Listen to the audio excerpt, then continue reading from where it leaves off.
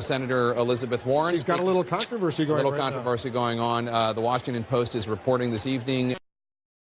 CNN has confirmed that in 1986, she filled out a registration card for the State Bar of Texas, and she put down as her race American Indian.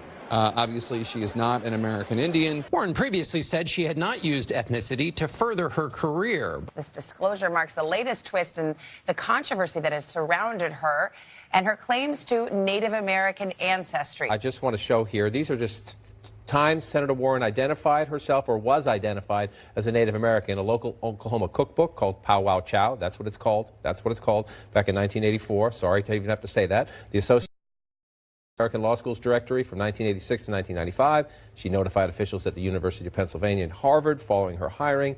The DNA test that came out last year. This has come out. The question is, what is the impact on the campaign? When she first announced that she was forming an exploratory committee, I said she might have an electability problem, and that was based upon her past performance in Massachusetts versus the average Democrat.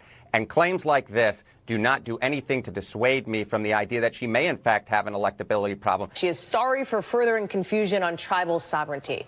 This story keeps coming back up. Yeah, and I think that's the big takeaway here. Okay, problem solved. Let's never talk about this again. But problem not solved. This is not necessarily the way that you're supposed to handle these things. This is the first document that we have that actually has her making this claim in her own handwriting, as opposed to somebody in one of these directories listing her as such. But look, this is all her own doing. This is not a staff issue. This is her own doing. She did not have staff with her at that time when she was signing these all these years ago. This isn't some staffer filled it out or it was a mix-up or she didn't know about it. This is her writing. They haven't disputed it. Her writing on a form in which she fills it out and writes American Indian in 86, which disputes the whole I never really claimed it as my own ever before. It was sort of a thing that just kind of followed me. This is not an issue that is going away for her because it is a difficult issue for her to handle, and there's not a clear answer on how to deal with this. Raises the question, are you ready for prime time? I'm not quite sure, looking at the numbers, that she has the biggest claim, the best claim to being the most electable in the Democratic field. I think the reality for her is this is not going to go away.